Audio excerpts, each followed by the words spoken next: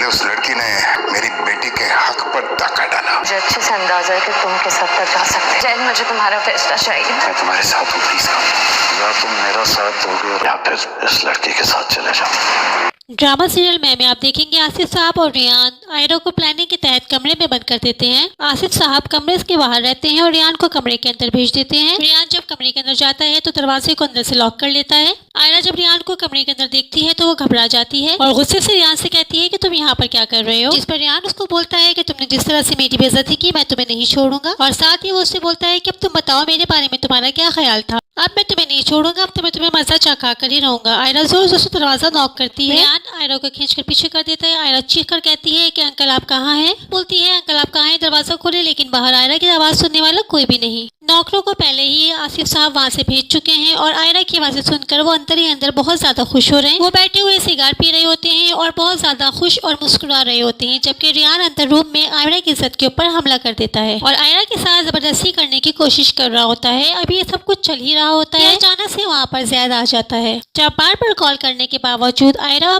ज़ैद की call receive नहीं करती तो ज़ैद वहाँ से वापसी की फ्लाइट ले लेता है और मुबश्शिरा के साथ वापस आ जाता है। आसिफ साहब को इस बात का नहीं पता होता कि ज़ैद अचानक से वहाँ पहुँच जाएगा और जब ज़ैद घर पहुँचता है तो उसको वहाँ पर कोई और ही मंजर नजर आता है।